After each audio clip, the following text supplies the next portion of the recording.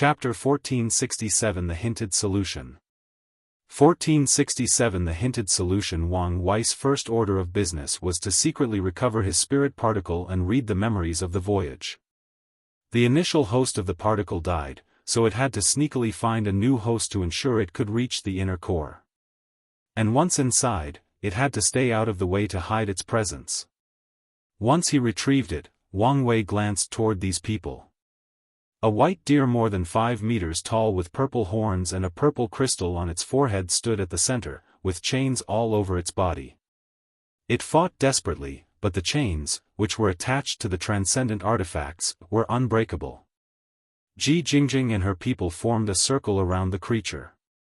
Meanwhile, Sir Lu and the other spirits floated in the sky, hurling attacks at the aggressor, trying to stop them. This should be the new consciousness, Wang Wei thought as he glanced at the deer. The creature's eyes were confused and panicked as it tried to fight for its life. However, the way it moved indicated it was a new life and had little to no experience. "What kind eyes?" Wang Wei commented. As he glanced at the creature's eyes, he felt a strong desire for protection. It was as if this creature was his child, and Wang Wei had a motherly instinct to protect it. He had to steel his mind to regain his bearing and observe impartially. Madman Chu told me every creature from the Genesis age had their own power capable of breaking the rules of the current era, Wang Wei thought as he focused intently, trying to feel the power of this creature. He sensed an old, archaic power with a similar origin to the Grand Tao source but utterly different in its essence. The power of nurturing, Wang Wei thought. This creature can nurture all things. That's why it can help people reach a higher level. It nurtures the body, soul, mind, and even comprehension of law. The heaven and earth wonder that Emperor Cong used had time-related powers. The one from the Golden Era had a birthing power or a subcategory of yin-yang, and this trial had the concept of nurturing. And even if there is no such thing as transcendent herbs that can help them reach a higher level, some of these factions should have used flawed abilities from the ultimate taboo. They should definitely be able to refine a transcendent herb that helped them become true half-step transcendent, Wang Wei analyzed. This revelation meant he could not allow them to take away this creature. If these people become more powerful, then it will be easier once they try to invade the eternal ascension world in the upcoming catastrophe. There is also the fact that Wang Wei also wanted to use this power for himself one day. The issue is, how should I help? A direct intervention was out of the question, but Wang Wei believed there was something he could do to solve the current situation. Have they noticed me? Princess, there is a problem. Xianxia, what do you mean by that? Ji Jingjing asked through divine sense. Everything was proceeding accordingly. Then, out of nowhere, the fate of this creature became uncertain. Xianxia replied as he pushed the power of the pagoda to the limit. Ji Jingjing frowned. Xianxia was one of the heirs of the stargazing pavilion, even escaping the burden of the old man Tianji name. So, if he said something was wrong, then something was wrong. Do you think Bai Longsheng finally decided to act? She asked. All signs show he will only act if we fail, Xianxia replied. Then, what is the source of this anomaly? Monk Damadina asked as he controlled the golden prayer beads. I don't know. Do you think there is an intruder? The Supreme Thrust Paragon asked. Someone who came after Bai Longsheng. I didn't detect anything, Monk Damadina replied as he activated his mind-eye technique to scan the area. Unfortunately, there was nothing in sight. Xianxia, can't you divine or calculate anything? Asked the fifth member, an odd-looking man wearing a tattered black robe and bandages that covered every inch of his body. Everyone called Death's Breath. All I see is this all-encompassing nothingness, Xianxia replied in a strange voice. It's vast, beautiful, and the place all things, including all Daoist, will eventually return to. I can feel its embrace, it's calling me. I must return. It is where we come from and where we will return. Bang! His pagoda trembled, releasing a slight light that instantly woke him from his strange daze. Damn it, Xianxia said with gritted teeth, angered for many reasons. His divination failed, and he was embarrassed by his peers. A deep fear flashed in his eyes before he exhaled to control his emotions. Are you alright? Monk Damadina asked. I'm fine, Xianxia replied bluntly. Whoever the intruder is, he has mastered a profound counter-divination method. Do you think it's someone from the all-seeing temple? Death Breath asked. Are you insulting me? Xianxia asked. You might look down on their temple, but you should not ignore the fact they have some extraordinary means. I know the temple's means, and it's not them. The others looked at him, but no one believed him. Xianxia can act out his disdain and prejudice against the all-seeing temple, and they would not make such a mistake. Regardless, we must be on the lookout for a sneak attack or other means of interference, Ji Jingjing said. That was closed, Wang Wei thought silently to himself. He had never worked so hard for a counter-divination attempt in his life. Usually, his fate physique and fateless status meant almost no one could divine information about him. However, that person from the stargazing pavilion was so close to success due to being boosted by a transcendent artifact. Luckily, Wang Wei reacted in time and used his emptiness power to hide his information. Wang Wei gazed at Sir Lu and the other spirits and communicated with them. Hello, Sir Lu, do you remember me? Sir Lu frowned before answering. I don't know how you got lucky and came here, but I warned you to leave this place as soon as possible. That's mighty kind of you, but I came here to help. Boy, you are probably one of the most talented individuals this trial has ever cultivated. You have a bright future ahead, so don't ruin it here. This battle is beyond your capabilities. I know this fight is beyond my physical capabilities. But Sir Lu, you seem to have forgotten what my greatest asset is. You're a Dao overlord. Now you're following. Do you have a solution to the current situation? Tell me quickly. I may have an idea, but... Sir Lu's lips twitched. What do you want? One question first, did you artificially inflate the difficulty of the battle tower? I'm sorry about that, Sir Lu responded in embarrassment. The only way to accelerate the growth of the main mind was to have you guys spend more points. So, what was my real record? Wang Wei asked. 10 years. That's not long, Wang Wei murmured. In just a short 10 years, the absolute killer would have bypassed his chrono spirit and discovered his time mark. Now, can you tell me? Before that, we must negotiate my price. First, I want to use the trial until my cultivation reaches the Paragon Peak, Wang Wei stated. I'm afraid that's not possible, Sir Lu replied. Don't get us wrong, it's not because we don't want to. We've used much power to fight these people, but the remaining is insufficient to support your cultivation to the peak. Then, how far can I go? Probably the 7th heaven, maybe the 8th if we pushed it. Wang Wei frowned. What if I only train my soul? Your soul is already on par with the 8th heaven, we can probably raise it by another 1%, Sir Lu responded, but his expression indicated that such a concession would hurt them. That's fine by me, Wang Wei nodded. He had many ways to increase his realm after the lock, including the merit head received. With the trial, he can get his soul to 99% before taking a true soul pill. Although this pill usually takes more than 50,000 yuan epochs to absorb, it can directly elevate Wang Wei to a peak paragon soul. My second request is unlimited access to this trial. Once again, that's impossible, Sir Lu swiftly countered. We will spend much time repairing the trial if we survive this ordeal. Wang Wei just stared at him. You already have 6 tokens, correct? I'll offer an additional 4 exclusively for you. Once we are barely operational, you can send 10 people to train, but they can only reach initial heaven, 90%. Wang Wei stared at him for a few seconds. After reading his facial expression, he said, fine, but there is still a third and final request, and this one is non-negotiable. I want the purest power or essence of this creature's nurturing power. Additionally, I want its understanding of that power. The greatest asset of this trial is that nurturing power, which Wang Wei has numerous plans for already. Sir Lu gritted his teeth. I can give you the power, but knowledge is out of the question.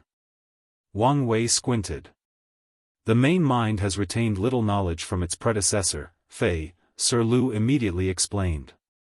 That's why it's in such a bad state, it cannot control its power. I see, Wang Wei muttered. Very well. I'll grant you access to my personal dimension. Put my rewards inside, and I'll tell you how to save it. You want us to pay first? After your previous immoral business practices, you think I'll trust you? Wang Wei countered. I guess that's fair, Sir Lu smiled wryly. Wait a moment. A few minutes later, the clone received information from the main body that he had received payment and nodded. The Heaven Cardinal already hinted at the answer to your problem, Wang Wei stated. Fei was a kind creature, so you need to bank on that. Send a call for help to all the creatures you've helped nurture through this trial. One of them might have become transcendent and willing to help. But even if that's not true, you can still try to contact the spirits of those creatures from the Genesis Age. If Fei had been as kind as the Cardinal had said, she would have helped many of them. Their bodies and souls might have been erased, but there will linger in the Chaos Universe, and they should respond to your plea. Join my Discord to have many discussions about the story and so on. Here is the link, Novelcole Discord. GG/n says TAPY Lazy Sage DAO. If you find any errors, ads pop up, ads redirect, broken links, non-standard content, etc., please let us know report so we can fix it as soon as possible. Chapter 1468 The Trial's Resolution. 1468 The Trial's Resolution, and, I noticed a plot hole. Wang Wei and the others could have used the trial to cultivate their secondary Daoists, like pill refining or array, to the Paragon realm. So, one of the rules is they can only use the trial for their primary Dao. Why didn't I think of that? Sir Lu said as he palmed his face. The spirits chose the main mind over the Heaven Cardinal because they felt Fei's all-encompassing goodness and kindness, and they were moved to the point of betraying their lords. Now, with Wang Wei's reminder, Sir Lu saw hope to save themselves. Young cultivator, thank you for your help, Sir Lu said. But you should leave this place since it's dangerous. You don't have to tell me twice, Wang Wei said. However, remember that what you pay me is not enough for the karma of saving your life. We understand. Wang Wei nodded before collapsing the clone's soul and the spirit particle. The real Wang Wei opened his eyes outside the inner core, and he immediately checked his storage dimension. He first checked the tokens before looking at the other rewards. An illusory tower that resembled the Soul Tower floated in the sky. Wang Wei checked and nodded in satisfaction. Then, his eyes shifted to a glowing green crystal the size of an ostrich egg. As soon as he laid eyes on the crystal, he felt an immense desire to swallow it. Every cell, tissue, organ, and system of his body screamed the desire to swallow this thing, and it was not just his body. His soul released a desire even more intense than his dream to see his wife, the current version, in a bunny outfit. Wang Wei gulped his saliva. If I swallow this thing, my body should reach beyond the peak of Elder Fiend God 10 heavens. I may even immediately achieve a primal paragon tier fleshly body. No, that's an understatement. My body might be on par with those pseudo-transcendents, as I called them. The temptation was beyond words Wang Wei could describe, but he resisted the urge and controlled himself. Although this thing would allow him instant power, it would be a significant waste since he probably cannot fully absorb the effect. I need to think long-term, Wang Wei reminded himself. The best use of this thing is to create an artifact that can convert other energies or powers into the trial's power of nurture, Wang Wei thought. He still had to look forward to Malikia's soul energy reward. If he can turn this crystal into the correct artifact, he can use that soul energy to create nurture power that will help him even after becoming half-step transcendent.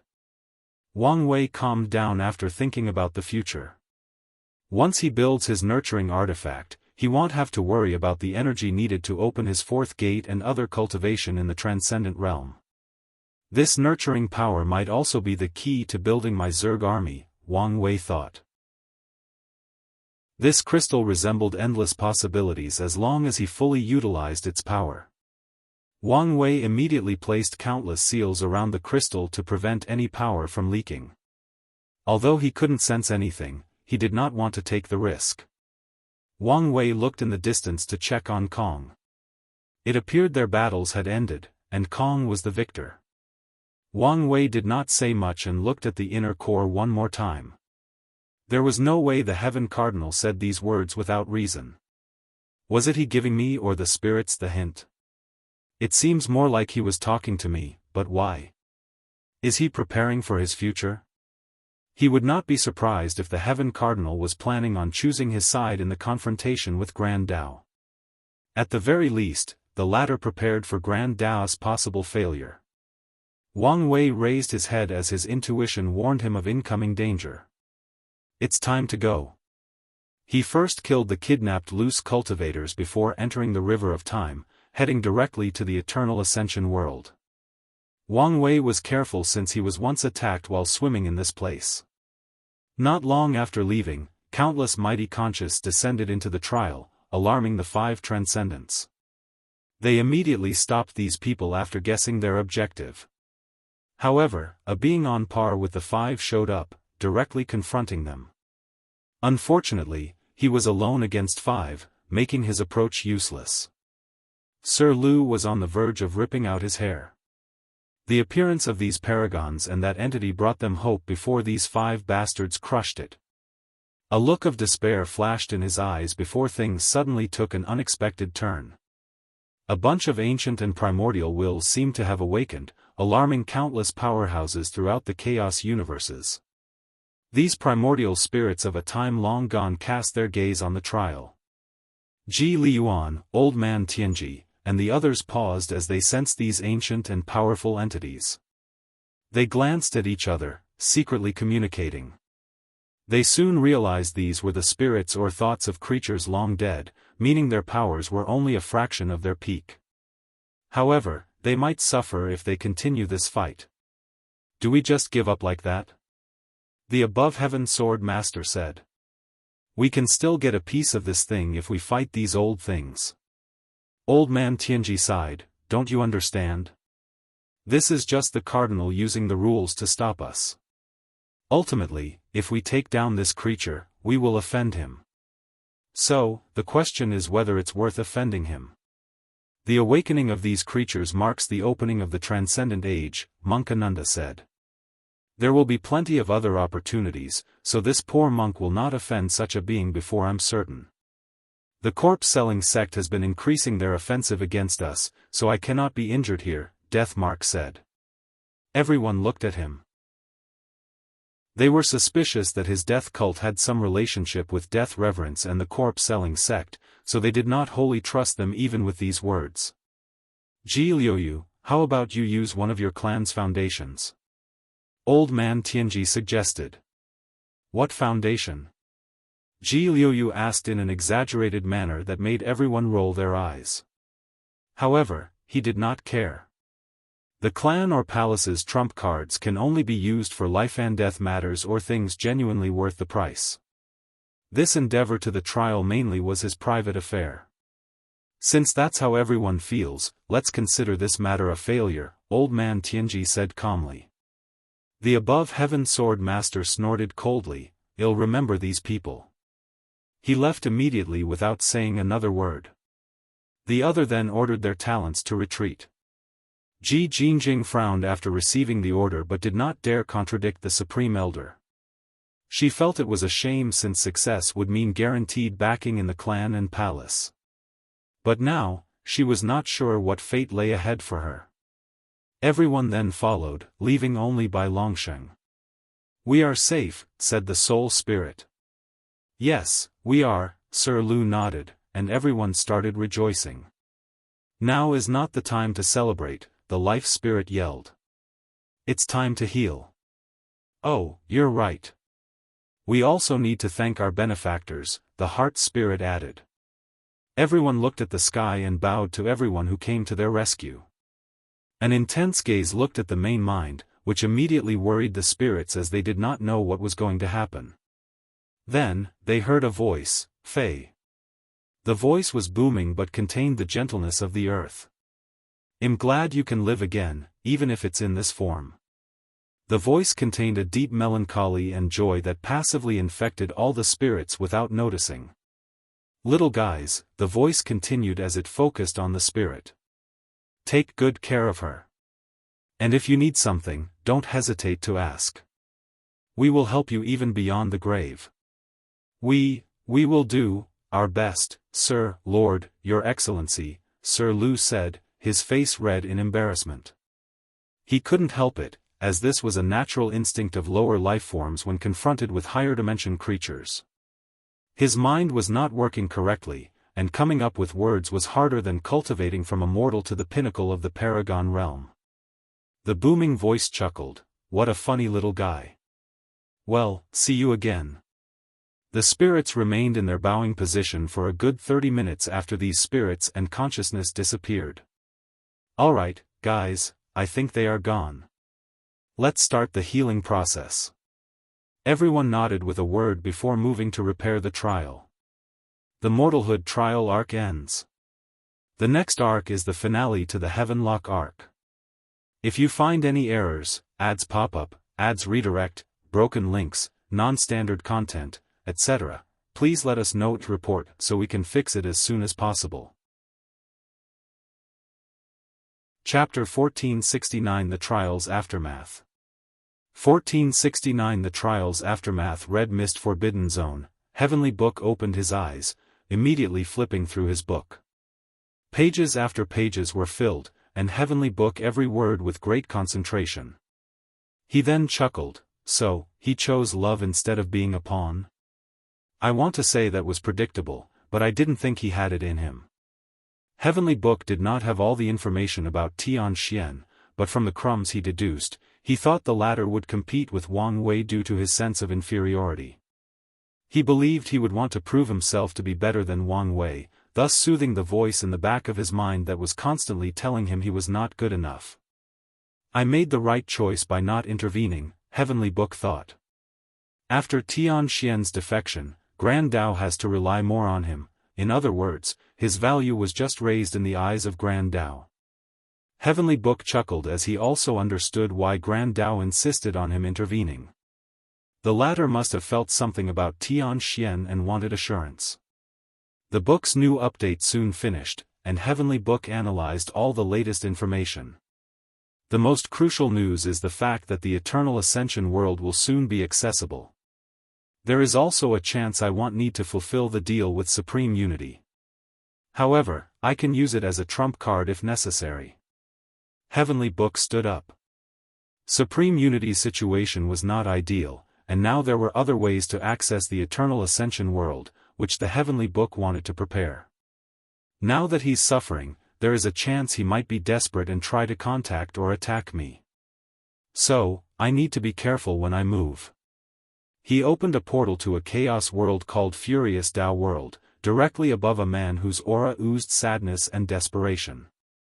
The man, dressed in all black, including black finger paints, was named Lingli, and he was cursed to be disregarded all his life. As soon as he was born, his parents forgot his existence. No one can see or touch him, and he cannot do the same. Lingli has lived numerous lives, but it's always the same. He cannot be seen or touched. This phenomenon is not just for mortals but cultivators alike. No, his curse was more horrifying than that.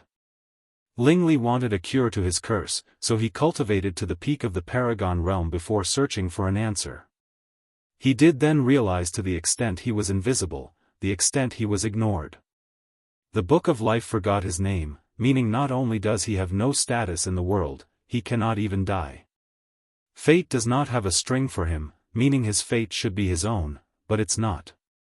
Time cannot wash away his youth or longevity.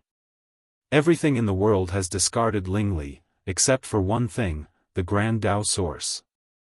His connection to it and his ability to cultivate it are his only sources of tetheredness to this universe. However, Ling Li has discovered that even such a truth was slowly changing. Although it's really slow, he knows it is only a matter of time before the Tao also abandons him. Heavenly Book appeared above Ling Li, and with a wave of his hand, the depressed young man turned into a black coat. Can this thing be considered a failure? Heavenly Book created this artifact to avoid Grand Dao's protection. He called it the Heaven Disregard Robe, and it's significant to his plan. It will need a significant boost before it can be complicated. However, it's enough now to hide in front of these half-baked transcendents, he thought before putting the robe over his shoulder. Heavenly Book immediately entered a state in which all things in existence instinctively or naturally disregard his existence. Let's move. The all-seeing temple was an artifact shaped like a grey temple with motifs of the river of fate floating in primordial chaos. Today, the Destiny Council, a primal, supreme, and first-class seer meeting, occurred due to Grandma Just' return. The meeting had a strange atmosphere, especially if viewed from an outside perspective. The primal seer, a young woman with grey hair and a pure white robe, sat on a cushion. On her right and left stood 5 people in grey robes, followed by another group in black. Although everyone stood in line on the right and left of the primal seer, there was a slight gap between the grey and black seers. Meanwhile, Grandma Ju was at the end of the lines, in the middle of the room about 20 meters from the primal seer, kneeling on the ground with her head on the floor. I did not expect the eternal ascension world to be so prepared, the primal seer uttered in a melodious voice full of vicissitude. Temple Lord, I have done my best, Grandma Ju stated. I can see that, the primal seer nodded. Although you failed your mission, you have brought valuable news. This merit will cancel your demerit. Thank you, Temple Lord, for your immense generosity, Grandma Ju swiftly said. The primal seer nodded before looking at a middle-aged man in grey to her left. You don't have to say anything. It's good that we have a new first-class seer in the temple. The middle-aged man gritted his teeth before nodding. The primal seer then looked at a grey-robed woman on her right and said, You did an excellent job cultivating such a seer for the temple. You know where to receive your reward. It's my duty. The woman replied as she saluted by cupping her hands. The primal seer looked at everyone. The entire chaos universe has eyes on us, waiting for more news about the all-heaven fate calamity. If we cannot provide more news, I'm afraid some people will get desperate. Time is running out, so our focus should be on this. As you wish, Temple Lord, everyone said in unison. Bai Longsheng teleported home. What welcomed home was not this lavish palace created from the best materials from the chaos universes. No, what was before him was a cruel and catastrophic world. From above, Bai Longsheng could see zones of destruction scattered everywhere. There were volcanoes, heavenly flame regions, intense wind regions, ice tantrum that could go past absolute zero, gravity zones that could reach beyond the limit of physiques, poisons worlds that contain strains from every world in the chaos universe, Yin-Chi graves, collapsing star/black holes dimensions, chaotic spatial temporal areas, chaos sectors, nothingness manifestation lands, etc. This place had everything, and in all these locations, body refiners were using them to temper their flesh. Bai Longsheng took a deep breath, absorbing the energy in the environment. This was not Dao Qi, but the purest essence Qi. Any mortals living in this environment would grow up capable of lifting 12 tons without exercise. And any body refiners would sacrifice one of their testes to live in this place. Bai Longsheng looked at a palace located at the center of this chaotic world. The palace was all black and looked normal. It was hard to tell whether it was luxurious or what kind of materials it was made of. Bai Longsheng flew to the palace and landed on his feet before entering. He headed directly to the mission hall. A man with a bare upper body sat on the floor, looking intently at a transparent. His muscles seemed to contract with the same rhythm of the flame's flicker. Uncle Dragonroot, Bai Longsheng bowed. Report. Dragonroot said directly, and Bai Longsheng told him everything, including how he behaved when he met Wang Wei. We predicted that the Dao opening sect's destiny would run out after Qiyuan or flourish unlike anything before. It seems it's the latter, Dragonroot muttered. What should we do about Wang Wei? It doesn't matter. Although his talent is one of a kind, it's not the first time we've encountered someone like him, and it probably won't be the last, Dragonroot said calmly. Plus, if he is important enough for someone to put a warning mark on him, he might be more trouble than he's worth. I see. If you want to be the mansion lord or the clan patriarch, you must demonstrate the ability to rally people behind you. Strength is not enough, you must demonstrate charisma and leadership skills. I understand, Uncle Dragonroot. Dragonroot nodded. You still did an excellent job, so it will be marked on your record. Bai Longsheng knew this conversation had ended, so he saluted his uncle before leaving. His shadow morphed into an entity, staying in the room to communicate with Dragonroot. Eternal Ascension World, Wang Wei returned home, and he was immediately on the highest alert, fearing someone would sneak attack him. However, after not noticing anything, he relaxed slightly. He looked around before teleporting home. A bright smile plastered on his face as he returned to his, transcending fate mountain. However, his peace did not last long as Wang Qi and Yu Kai rushed toward him. Join my Discord to have many discussions about the story and so on. Here is the link, Novelcole Discord. GG/bin says TAPY Lazy Sage DAO. If you find any errors, ads pop up, ads redirect, broken links, non-standard content, etc., please let us know report so we can fix it as soon as possible. Chapter 1470 A Mother's Love. 1470 A Mother's Love. Patriarch, you're okay, right? Wang Qi said before running around him, touching him to ensure he was real. I'm fine, and stop touching me. Wang Wei controlled him so he remained standing before him. You disappeared after the others returned, so we thought something had happened to you, Yu Kai said with relief. I'm glad you're all right. Wang Wei was about to say something when numerous talismans suddenly rushed from the void. He received all of them, and they were from his acquaintances all over the world.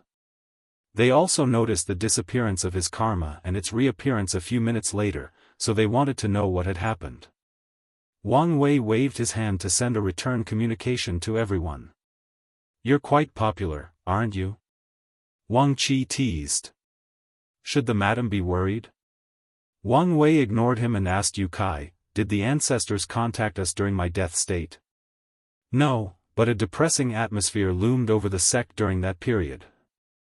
I reckoned it was them, Yu Kai explained. I see, Wang Wei nodded. What exactly happened? Yu Kai asked curiously. I met a troublesome opponent and had to fake my death, Wang Wei replied truthfully. And how strong are you exactly? Strong enough to be a supreme elder. Yu Kai smiled wryly. Although I expected it, I was still surprised. Yu Kai sighed. The man was worthy of his position as a primal seed. In such a short period, his strength has reached such a realm. Patriarch, the people in the lower dimension must be freaking out about your disappearance, Wang Qi warned. I know, but there isn't much I can do now, Wang Wei sighed. The lower dimension is still one of Heavenly Daoist's last bastions of resistance against supreme unity in case it loses this war. This also means access from the upper dimension is wholly cut off. Your soul flame should have been relit like ours, so it should be fine, Yu Kai reassured them. Hopefully. The three let the silence linger before Yu Kai spoke again. Now that you've returned, what do you plan to do? Wang Wei did not immediately answer him but looked at the sky. It's time to end this era. Yu Kai's eyes sparkled. Many people have been waiting for this moment for too long.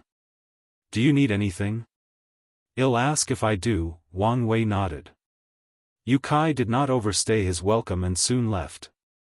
Not long after, Grand Elder Yan Shui came to check on him, but the latter only stayed a few minutes.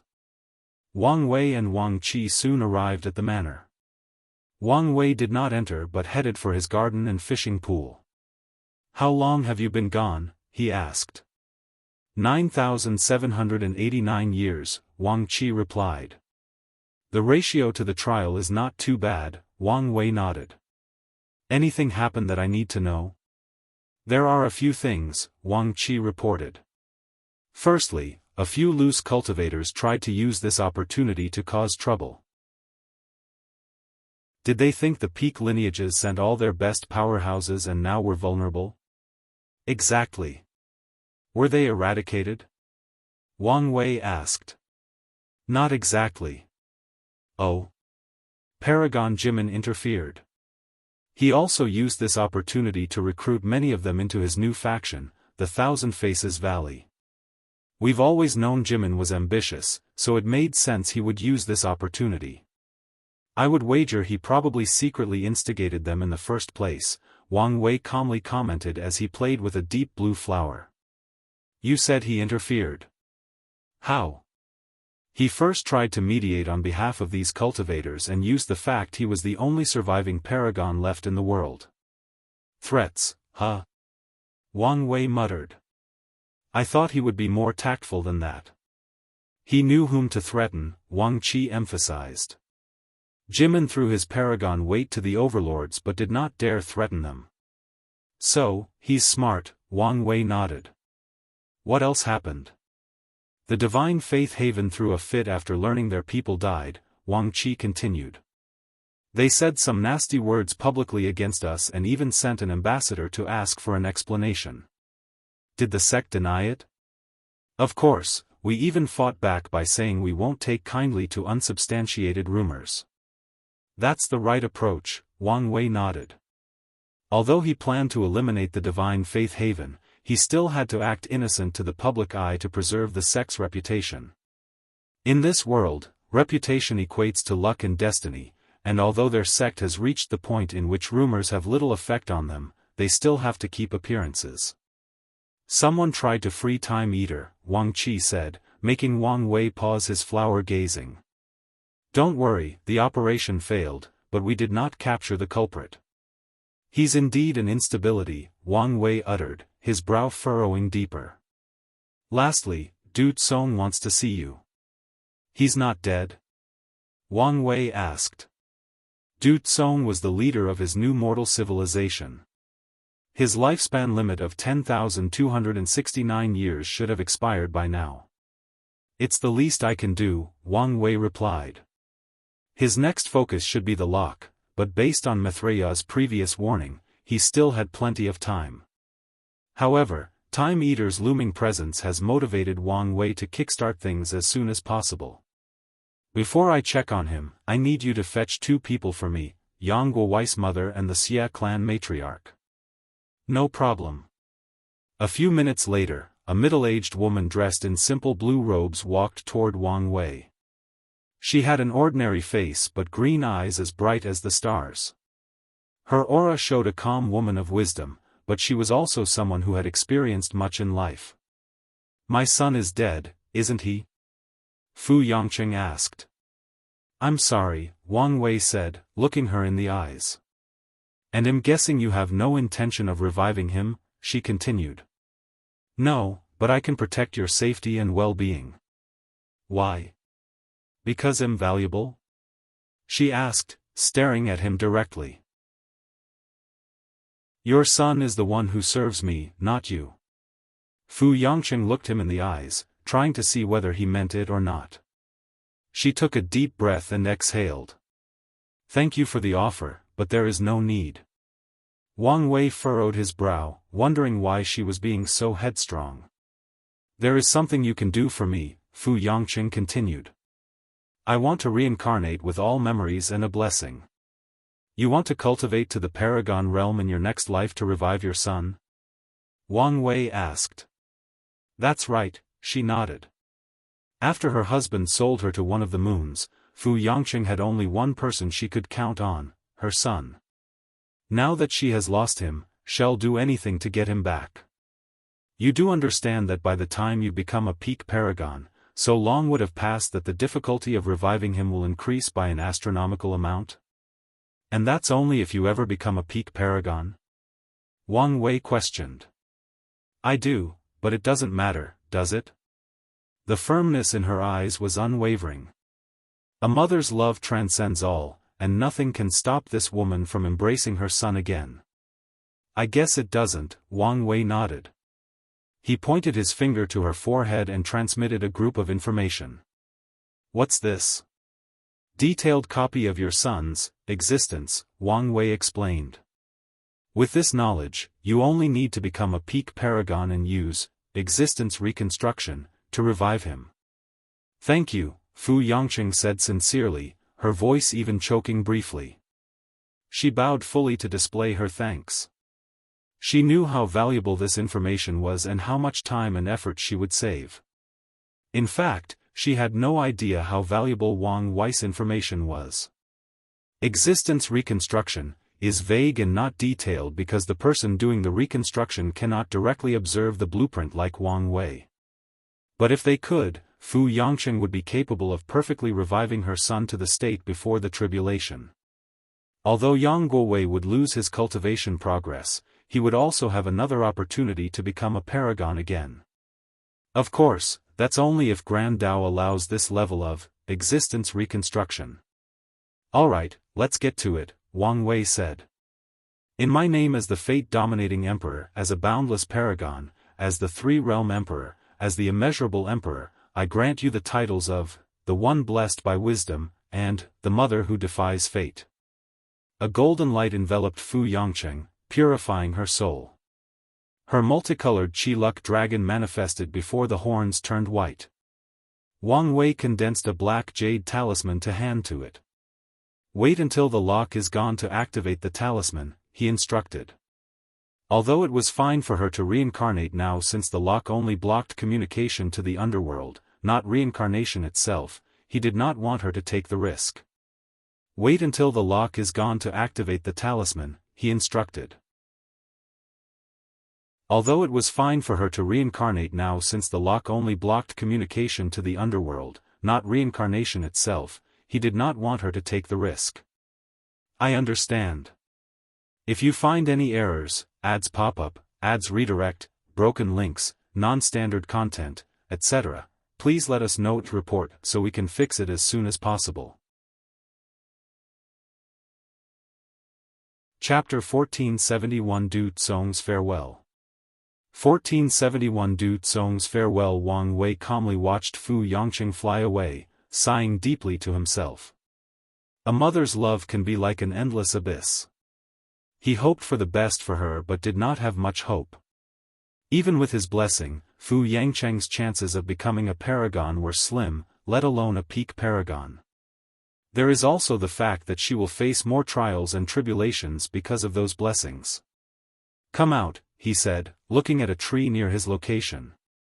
A thin elderly lady walked out behind the tree, wearing tight black clothes that almost reminded Wang Wei of ninjas. He immediately noticed a few anomalies as he glanced at this old woman. She made no sounds when walking, her body had no odor even with his extreme senses, her vitality was undetectable, her aura non-existence, light did not refract on her, she had no shadow, and even as Wang Wei looked at her, it was as if no one was before him. The Tao of concealment, and she's cultivated it to the extreme, Wang Wei analyzed.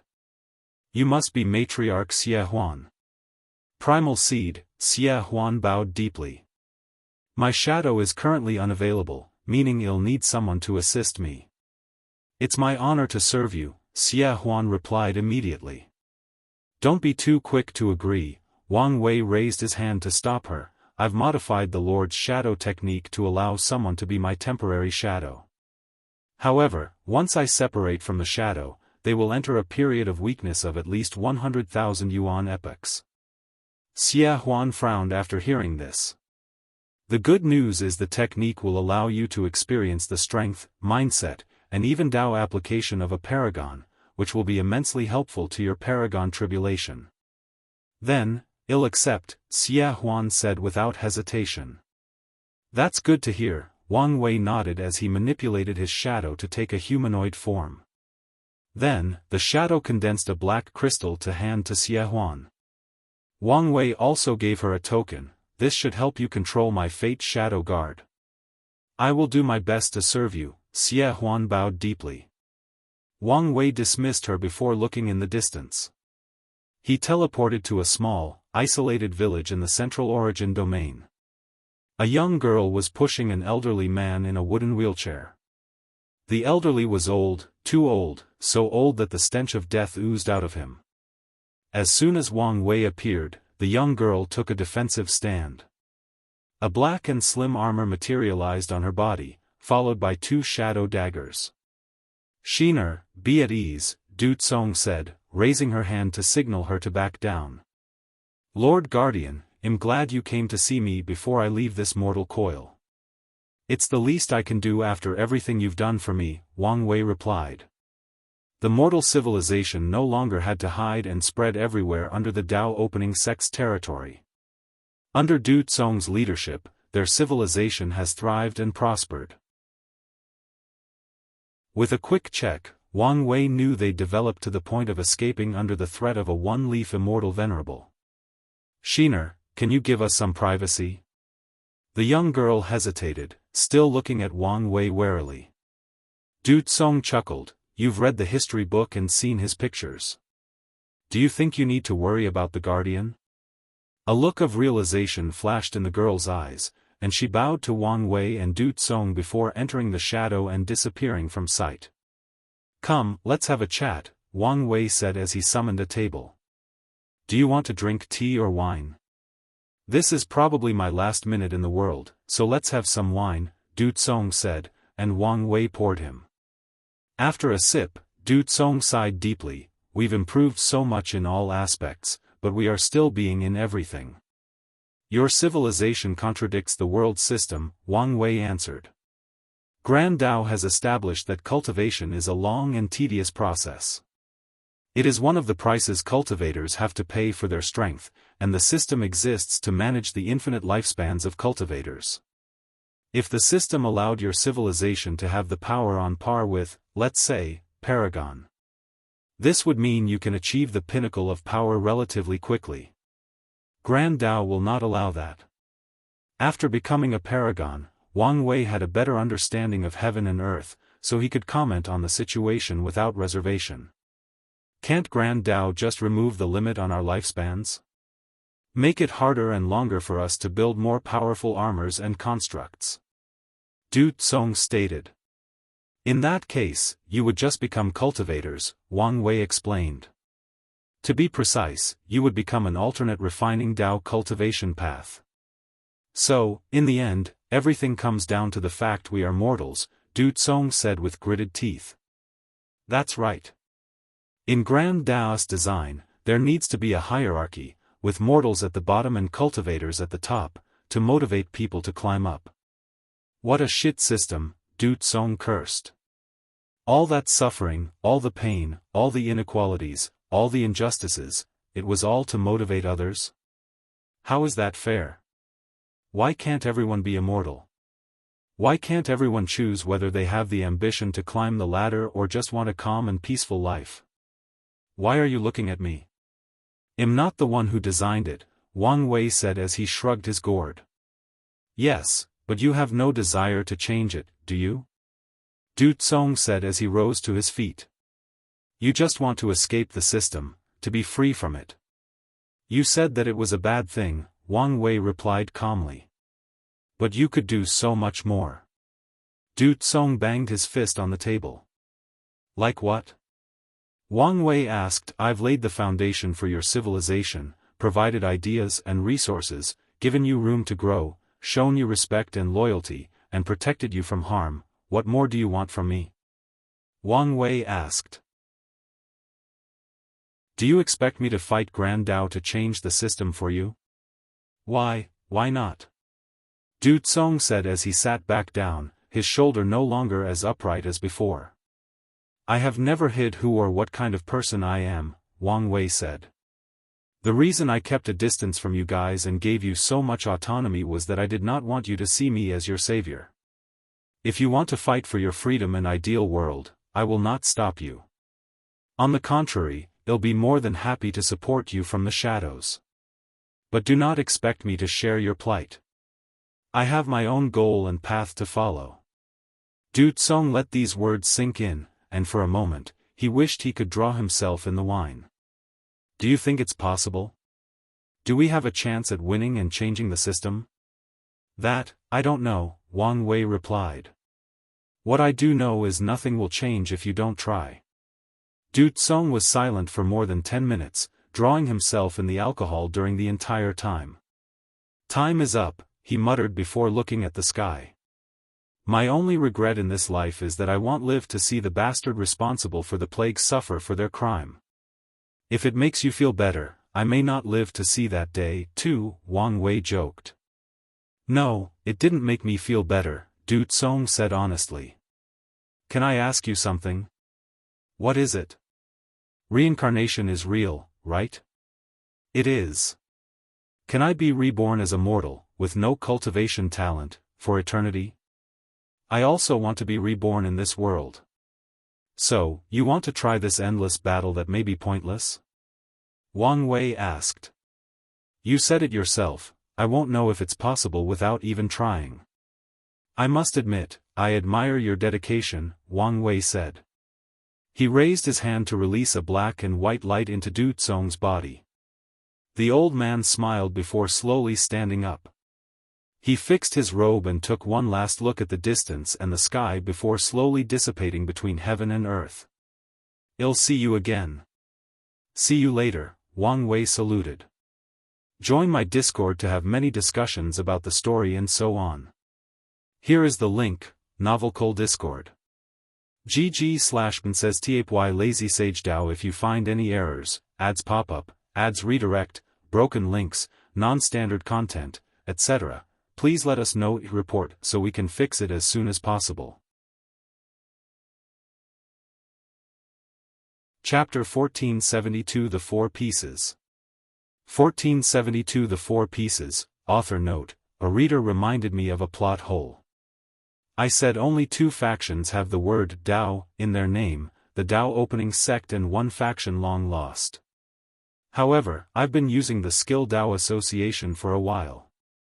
So, from now on, their name will be the Occupation Skill Association. I'm open to better name suggestions. Lastly, I would like to apologize to that reader. It's been 4 months since they reminded me, and only today do I remember fixing it.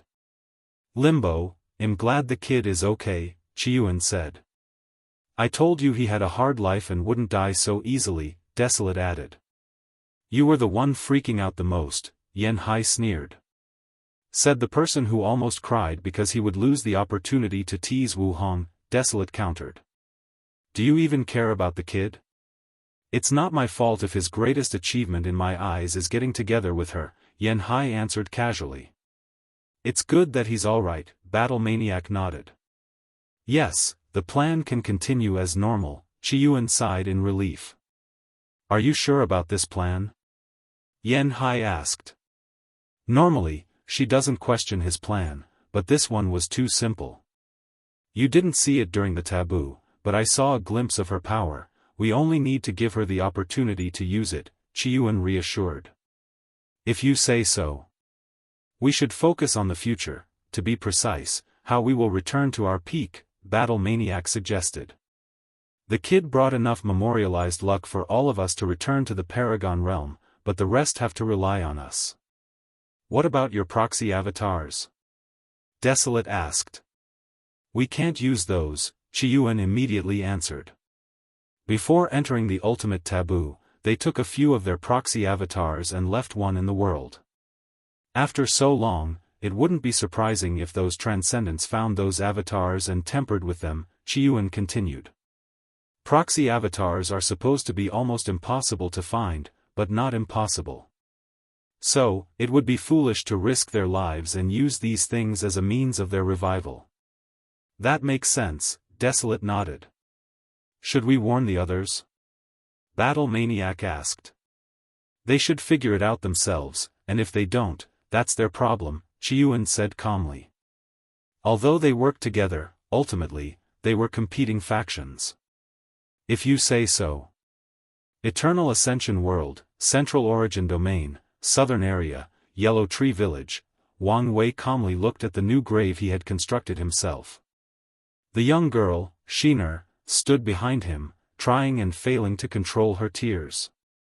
Besides reincarnation with his memories and ensuring he returned to the eternal ascension world, Wang Wei provided no additional help to do. Cong non-immortal cultivators can only reincarnate 9 times before their souls are recycled to create a new soul or life with a completely different existence.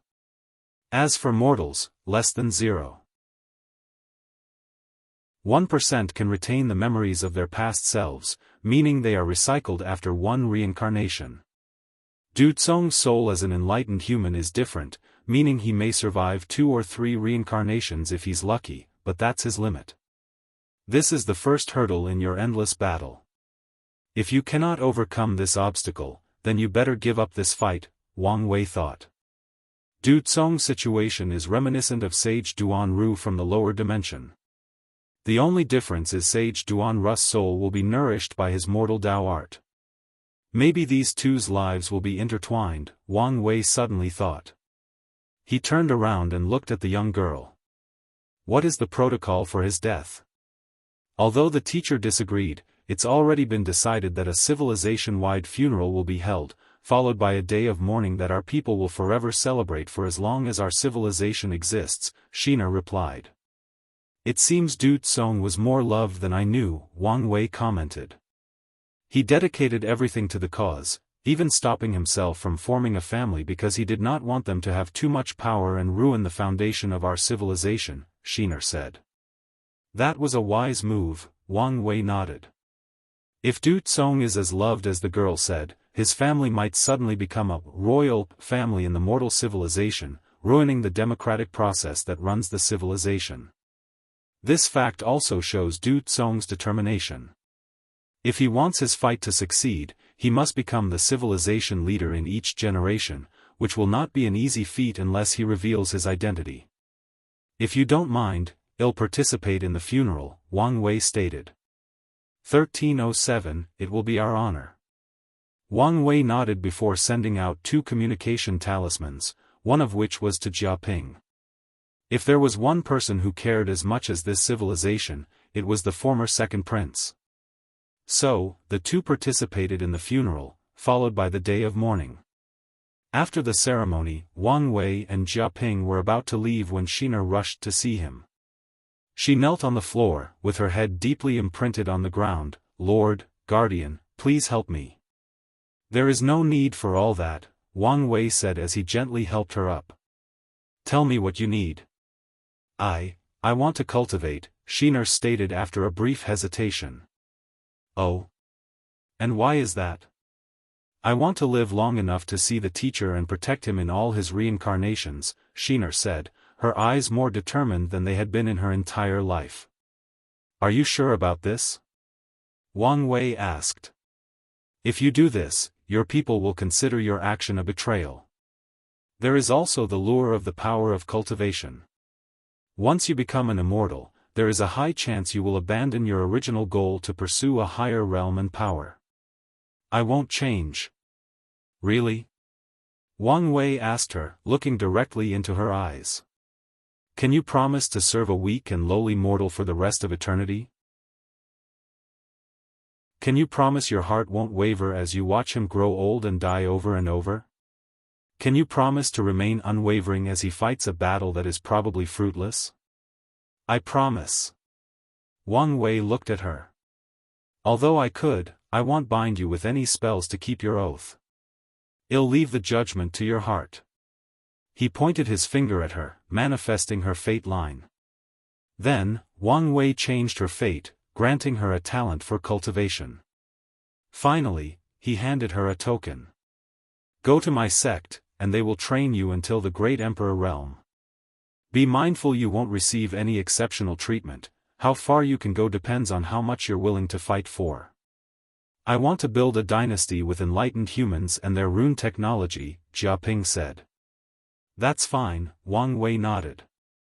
Although he granted these people free-range development, he still has access to all their products and developments. I will also need territory. Do you have a place you have your heart set on? The Icefield Domain, Jiaping replied. If I remember correctly, that's the intersection between our sect's territory and the Divine Faith Haven?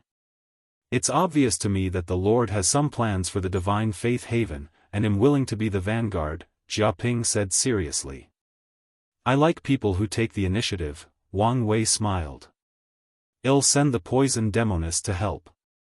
If you need anything, ask, and the sect will provide it. Thank you, Jiaping bowed before teleporting away. Wang Wei stood alone in the sky, looking distracted.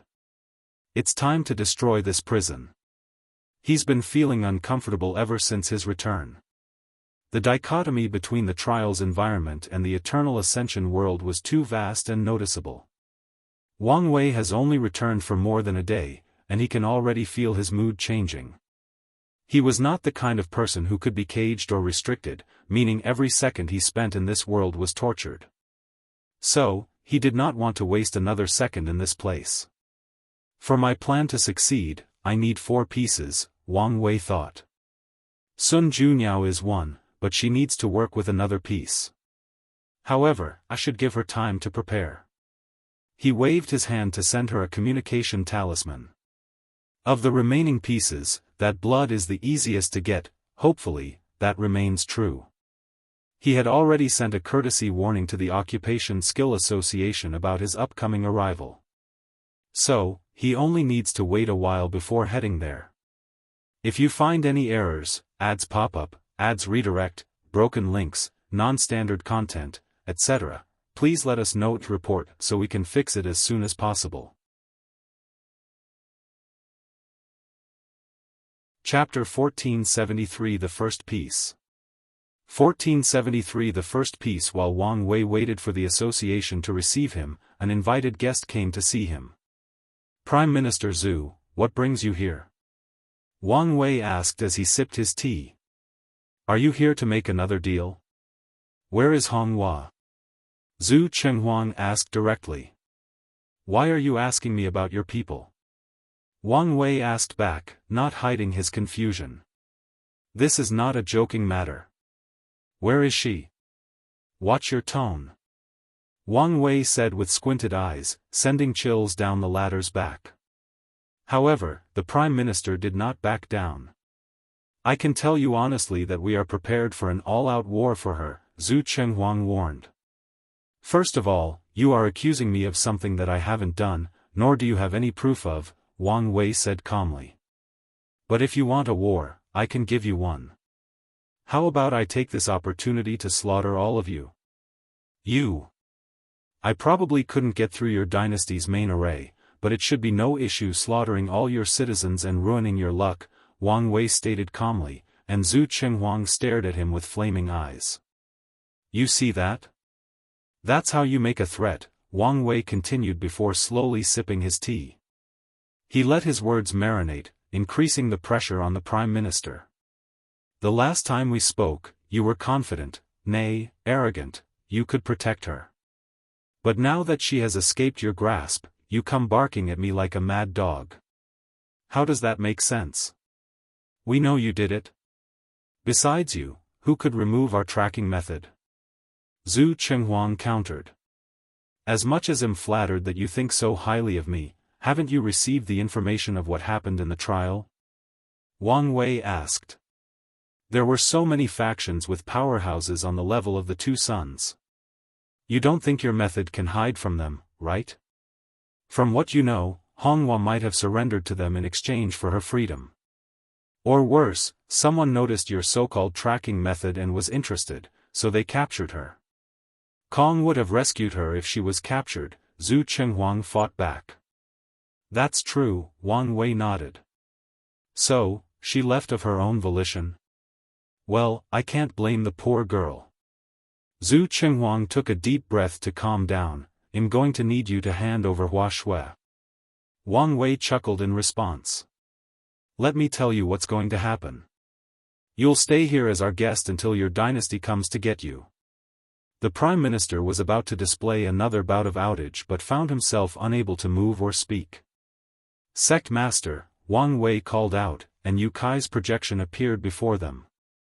Send news to the Qin court that their prime minister has wrongly accused us of something we have not done and, in the process, offended a paragon.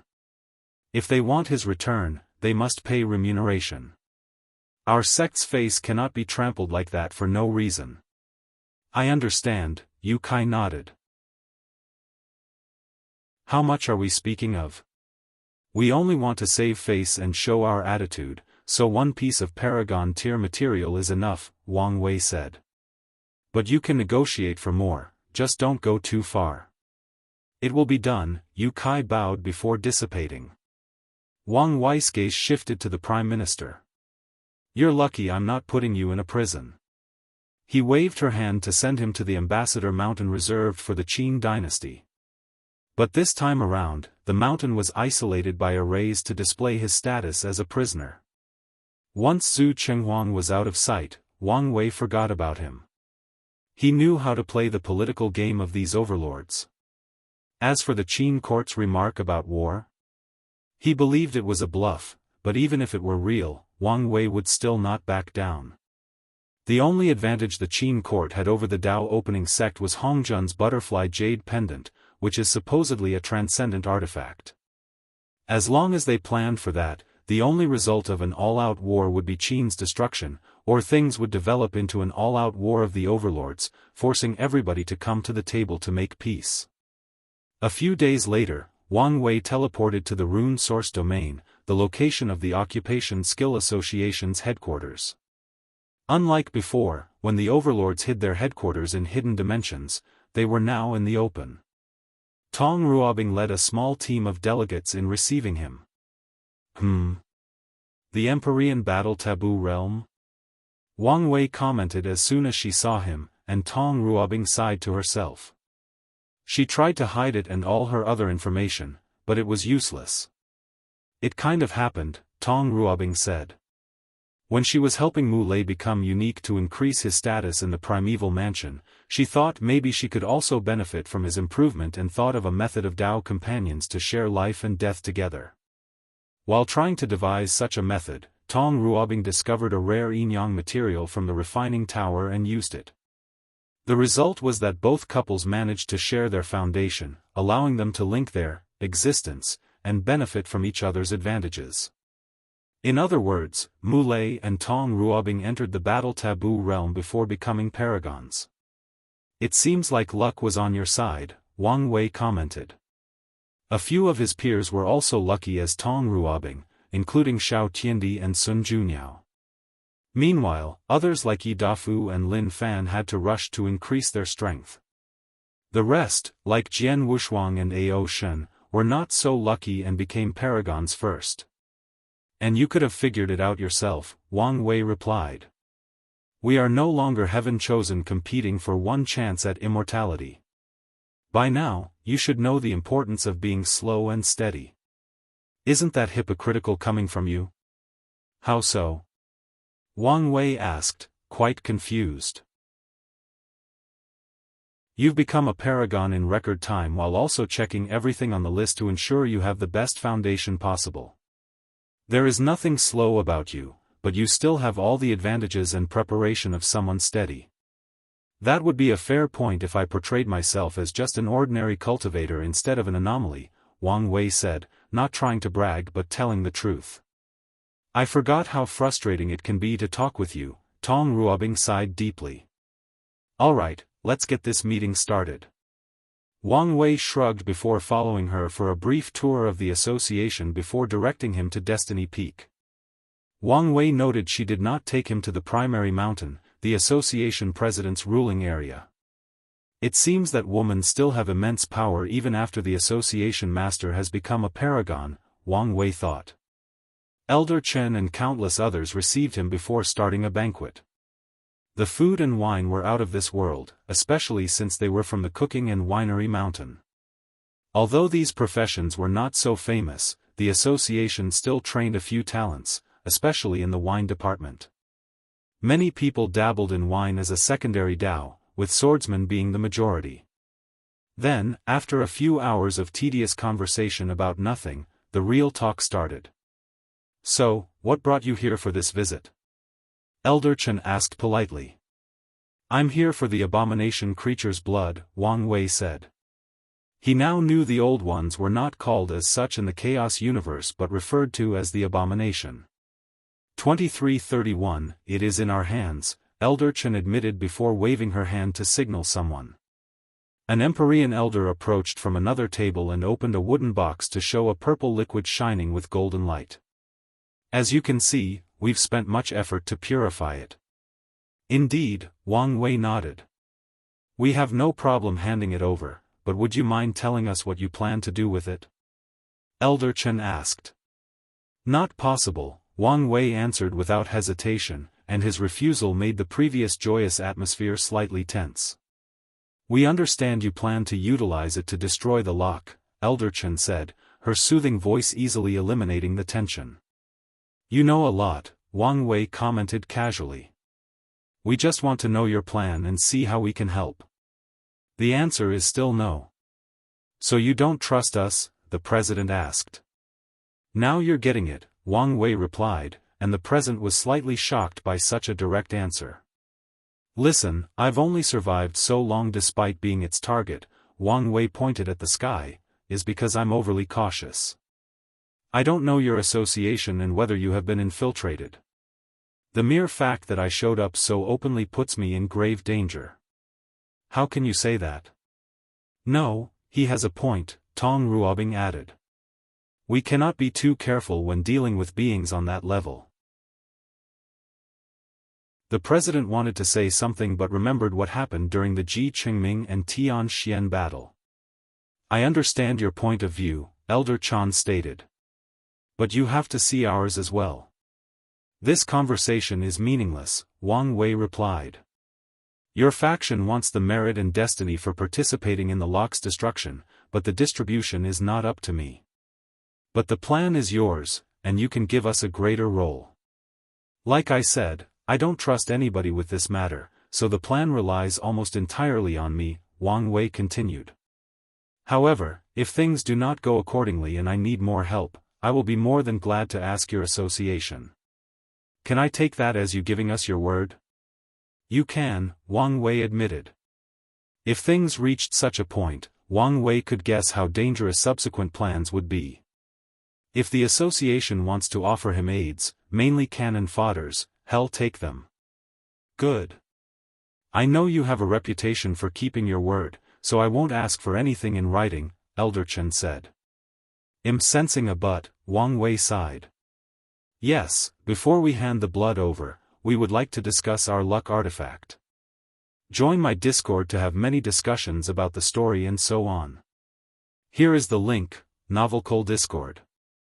GG/says Lazy Sage DAO. If you find any errors, ads pop up, ads redirect, broken links, non-standard content, etc., please let us know report so we can fix it as soon as possible. Chapter 1474 Sage Rune Halo. 1474 Sage Rune Halo, and, the people on my Discord did not like the name Occupation Skill Association. So, the new name is Skill Path Association. There will also be a brief explanation in this chapter for the name's explanation. Your luck artifact? Didn't you retrieve it from the Southern Chu dynasty? Wang Wei asked. According to them, you and the barbarian race's heir raided the storage room and took most of the Chu dynasty's treasures. As I said to you, we did raid their treasury, but your treasure was not here by the time we got to it, Wang Wei replied calmly. The artifact was powerful and unique, meaning he needed to wait for someone of miscellaneous skill level to copy it. In other words, he must buy as much time as possible. Elder Chen looked him in the eyes, trying to see through him. Unfortunately, she saw nothing but an innocent man confused by the situation. For such a potent artifact, don't you guys have a way to track it? Wang Wei asked. We're ashamed to say our method has been futile, Elder Chen admitted. I would offer my help, but since you guys seem to suspect me, I think that would be a conflict of interest, Wang Wei said. We don't suspect you, but as you know, this treasure is important to us, Elder Chen said in her soothing voice. I suspect you, the association president added.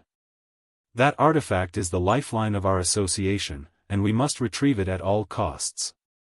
The Dao Path tablet was the key to their association's rise. During the Golden Era, their founder, Sage Rune Halo, successfully refined what could be described as the first primal artifact in that era. The artifact was highly potent, allowing him to reach power beyond the peak Paragon realm. However, the news was leaked, placing Sage Rune Halo before the eyes of the Overlord's faction, who were in the initial stages of their creation. The sage knew that with his talent for refining, the only fate awaiting him was to be captured and integrated into these factions. The ability to create primal artifact meant he could mass-produce more than one of the three primary requirements to become a primal paragon. Sage Rune Halo did not want this fate, he wanted to be one of the overlords. So, he ran and hid himself. He thought he would not have this opportunity until an ancient rune opened, the rune of the Eternal Dao sect. Any sect capable of using the word, Dao, was unique, but to also have the name, Eternal, the same as this world's name, had greater implications than anyone knew in that era. Little knowledge from this sect remained in the Golden Era, but people started scrambling for information. The resulting information indicated that the sect appeared in the Second Era, or the era corresponding to the beginning of the Paragon Age. They grew into a faction that dominated the entire Eternal Ascension world alone. In other words, at its peak, the Eternal Dao sect achieved something that all overlords desired: absolute control. Of course, it's hard to say whether that faction was more powerful than the overlords of this era. After all, the Golden Era was the pinnacle of luck and destiny of the Eternal Ascension world, meaning the Eternal Dao sect was most likely lucky and ruled during an era without much competition. Regardless, everyone was excited for the rune of such an ancient and powerful lineage. Many people benefited from that expedition, including Sage Rune Halo. He discovered the refining hall of the Eternal Dao sect, recuperating lost knowledge and inheritance. More importantly, he found a small piece from their luck-condensing artifact. He used it to build the Dao Path tablet, inheriting a small portion of the Eternal Dao sect's chi luck. Ever since that, his destiny has changed, and he rose like a comet, securing his spot as one of the overlords. In the Universal Dao language, the character for Dao can be translated as avenue or path. Depending on how you write, these words can also serve as synonyms. I understand how you feel, Wang Wei answered. He almost lost control of himself as he realized the President and Elder Chen were using the tactic of good and bad cop that he used to watch in Western movies back on Earth.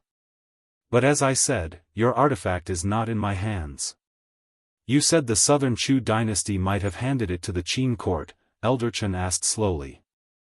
More like claimed, the President added, not hiding his suspicions. According to our information, you confronted the human emperor's projection from limbo, Elder Chen continued. Was it over the artifact? No, it was over Shu Ren's nether hell. Why would the human emperor want such a thing? I don't know, but the fact he was willing to appear from limbo showed how much he valued it, Wang Wei said truthfully. And do you have proof of that? The President asked. I do, Wang Wei nodded. But I won't show it since this meeting is starting to feel like an interview I did not sign up for. Wang Wei squinted his eyes, suddenly increasing the tension in the room to the highest alert. I've exhausted my patient. Are you going to hand over the blood, or do I have to take it myself? The chill behind these words made everybody's hair stand straight. Elder Chen acted swiftly to defuse this situation. There is no need for all that. It's just that this item is too important for us. I understand this, but I think I've been quite forthcoming with your inquiry, Wang Wei responded. And if I have to be honest, I don't understand why, back then, your association succumbed to Time Eater's pressure and handed over the artifact. It's your fault you're in the current situation. The President immediately lowered his head. His, and the association's greatest shame, was handing over that artifact. Back then, Elder Chen had just injured her existence, to fall to the Empyrean realm, and he was a young and inexperienced association president. So, when Time Eater and the others showed up, pressured him with their cultivation, and even used the two sons' names, he crumbled under the pressure and gave them the artifact. Elder Chen was enraged after she left seclusion, and if not for the further instability the association would suffer from a sudden change in power, he would have long been replaced. Over the years, the president has worked hard to prove himself, and Elder Chen saw it and rewarded him by not firing him. However, from that day on, his power was at an all-time low in the association. We indeed have ourselves to blame, Elder Chen sighed. She motioned her hand, and someone approached to deliver the blood to Wang Wei. He checked it before placing it away with a nod. Thank you, and my words from people still count. We appreciate that. Tong Ruobing escorted Wang Wei out before returning to the banquet room. The atmosphere was depressed since they did not achieve any of their set-out tasks. You know him better than us, Elder said as she looked at Tong Ruobing. What do you think? He took it, Tong Ruobing replied without hesitation. Are you sure? The president asked as a mirror manifested in his hand. The mirror of truth did not find any information. What makes you say that? Elder Chen asked. Intuition. How is that useful? The president almost rolled his eyes. Wang Wei's nature is greedy, but it's a calculated greed, Tong Ruobing stated. When he does something, it's usually for two purposes, benefiting himself or benefiting his sect or the people he cares for. As soon as he learned of the artifact's existence, he would have planned to get his hands on it. But doesn't he know this artifact is the kind of thing that we are willing to war over? The president asked.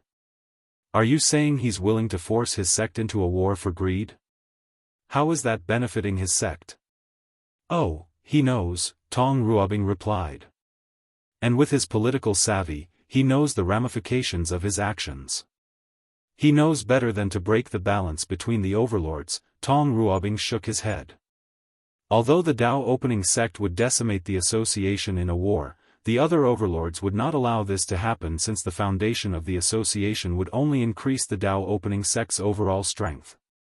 Then, what's his purpose? He wants to copy it, Tong Ruobing answered. He did the same with the Enlightening Emperor Academy's Dao tablets in the lower dimension. Can that artifact be even copied? The president asked. Yes, it can, Elder Chen said. With miscellaneous skill, ample resources, and a bit of luck, they might do it. That's why he's denying it, Tong Ruobing continued. He's buying time to wait for their returns. The room was briefly quiet until the president asked, so, what do we do now? Join my Discord to have many discussions about the story and so on. Here is the link, Lazy Sage Dao. If you find any errors, ads pop up, ads redirect, broken links, non-standard content, etc., please let us know your report so we can fix it as soon as possible. Chapter 1475 A Little Restless. 1475 A Little Restless. Since we know he has it, can we demand its return? An elder asked. Don't say such a stupid thing. We know he has it, but where is the proof? So, that's it? Do we have to wait until the ancestor returns to get it back? But even then, will he hand it over before he copies it? No, we must do something, Elder Chen said before looking at Tong Ruobing. How strong are you compared to Wang Wei? His strength has always been higher, and given that his cultivation is much higher than mine, I doubt I have a chance at winning, Tong Ruobing replied truthfully. What about if you have a primal weapon? Elder Chen asked. Do we have such a thing? We were forced to seal it during the moon's reign, but it can still be used, Elder Chen admitted. Tong Ruobing pondered, does the Dao opening sect have a similar weapon? Or one close to that level? They should, Elder Chen answered. Then, unless you can prevent them from using, it won't make much of a difference, she analyzed. That is a shame, Elder Chen sighed. Tong Ruobing was their most powerful fighter, and even if she were at her peak, Elder Chen did not think she could defeat her. So, that's it? The president asked. Diplomacy has failed, and force is not an option. There is nothing we can do directly about the artifact, she sighed deeply. Directly? Meaning there is something we can do? The president swiftly asked. There are currently countless loose cultivators whose pride and sense of self have been inflated after becoming paragons, Elder Chen muttered slowly. It's only a matter of time before one of these imbeciles thinks they are strong enough to challenge an overlord given our current weakened state. If these people discovered we were missing our luck artifact, they would think we were weak and emboldened to choose us as their target. We need to nip this kind of thinking in the bud. You want to stage a demonstration of strength? The president asked. That's right. Who's the target? The Southern Chu dynasty, Elder Chen answered calmly. We have the perfect excuse, so why not use it? They are the perfect target, the president agreed. But our research revealed some connection between them and the Qin court. What if they intervene? It will depend on Binger, Elder Chen replied, looking at Tong Ruobing. Are you more powerful than the Qin court's new paragons? There was one prince who was slightly talented, but I doubt he would be much of a problem, Tong Ruobing answered. Good. You only need to assess the situation. If you think you can win, be aggressive and teach the Qin court a lesson. Don't push it too far since we are only sending a message. However, if he's a real problem, you can back up a little and give them face. I understand, Tong Ruobing nodded. Do you want me to deploy now? No, wait a little while, Elder Chen uttered. The trial has just ended, so let's observe the situation a little while before we move. In that case, call me when you think it's appropriate. Wang Wei slowly returned home. With each step he took in the void, he would teleport millions of light years away. While traveling, he was deep in thought about the meeting. All this talk about the luck artifact reminded me of this treasure's origin, Wang Wei thought. By now, people knew how the association inherited some of the luck of the Eternal Tao sect. It also reminded me of the fact the Sword Path League has also used a synonym of the word, Tao, in their name. There are no records of their association with the Eternal Tao sect, so which destiny did they inherit that Heavenly Tao did not punish them for using that name? Wang Wei remembered the League's request to Yan Hai and how they seemed almost desperate. At first, I was a little tempted to convince the ancestor. But now, I'm starting to think a greater secret is at play here. Wang Wei shook his head. He decided to tell the ancestor everything since the choice was not up to him in the end. The future wife said she participated in the Eternal Tao sect's ruin, Wang Wei contemplated. During that time, the First Origin War had long ended, a few of the older generations were already primal, and Wu Hong was a young and promising paragon. She said she received a book that was a comprehensive analysis of runes, but she didn't mention any luck, Wang Wei analyzed. However, given her relationship with the Skill Path Association, there is a chance she also inherited a small part, hence the primary source of their confrontation. Wang Wei's eyes lit up. If that's true, she may be able to absorb the association into the Origin Seal continent. If Wu Hong becomes the catastrophe's first transcendent, she will need to increase the foundation of the Origin Seal continent, and what better way to do it than swallowing the Skill Path Association? I'm sure she's thought of that and maybe even planned for it, Wang Wei thought with a smirk before rushing home. As soon as he arrived, Wang Wei did not rush to utilize the blood. Instead, he turned invisible and undetectable before approaching the flame blacksmith. Without the latter's awareness, Wang Wei cast a spiritual hint into his soul to slowly forget about the existence of the Tao Path tablet. Although Wang Wei could erase his memory, a roundabout approach was more effective than a direct one. After all, regardless of anything, the flame blacksmith was a boundless paragon, and Wang Wei's soul Tao had not reached the paragon tier yet. After ensuring there were no issues, he returned to his manor. He snapped his finger, and a shadowy figure appeared before him. Matriarch Xia had chosen someone to serve him until she completed her cultivation. Tell your matriarch that her first job is to keep an eye on Flame Blacksmith. As you wish. The shadow disappeared, and Wang Wei started his work. He observed the blood intently and had to admit the association did a great job in the purification process. They used numerous methods, including purification arrays, source cleansing talismans, transformative artifacts, and flame-purifying pills. There are even signs of other profession Dao methods of purification, Wang Wei observed. However, it's not good enough. At the existence level, Wang Wei still noticed some hidden sections of this blood. For example, he learned that whoever is the original source of this blood can use it to spy on others. In other words, Tulhun can spy on all its believers or people who are tainted by its power/blood. We can't have that, Wang Wei muttered before starting his own purification. He has discovered the best way to affect or influence the existence is through acupoints techniques. However, this was a pile of blood with no acupoints. It took a moment to devise a method. He plans to create an acupoint technique that uses the Bodis atoms. This should work, Wang Wei thought before trying. He locked himself in the room, trying to purify this blood to the best of his ability. However, less than 5 years after his retreat, he sensed something and looked into the distance. Cong stood opposite Paragon Jimin, and they were about to clash. The loose cultivators attacked the academy as well, and if I remember correctly, Jimin did not give them much face despite knowing Cong had a high chance of also becoming a paragon, Wang Wei analyzed. Now, it's revenge time? He observed these two closely with squinted eyes. No, I have a feeling that it's not that simple. Ever since the trial, I have this feeling that Cong is slightly restless. The battle was anticlimactic. Cong easily suppressed Jimin and Old Ma, forcing the prideful paragon to ask for help from Shu Niwanzu, the current ruler of the southern Chu dynasty. The former third prince came to repay his karma, but his presence made no difference.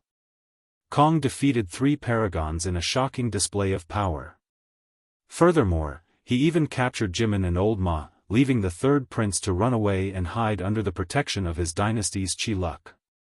Cong did not run after him but made a public declaration. He first apologized for his actions, revealing why he acted in such a bold fashion, unbecoming of his character as a scholar. He followed that by inviting all the loose cultivators who had proven the Tao to become paragon to a seminar held by his Emperor Enlightening Academy. He told them there were many secrets of the paragon realm, which these lineages kept to themselves, and he was willing to educate everyone. He's definitely planning something, Wang Wei thought to himself before snapping his finger to summon his shadow. Activate our spies in the academy. I need to know what he's planning, as you order. Wang Wei continued his work, but less than 2 years later, another major fight took place. Tong Ruobing flew to the southern Chu dynasty, destroyed it, and captured Shu Nianzu. After these 2 events, more small-scale confrontations occurred all over the world. The lock hasn't been removed yet, and these people are already fighting each other, Wang Wei shook his head. He wanted to ignore them but couldn't. He needed to ensure supreme unity was not secretly sowing discord as a last desperate attempt to return to the world. If you find any errors, ads pop up, ads redirect, broken links, non-standard content, etc., please let us know to report so we can fix it as soon as possible.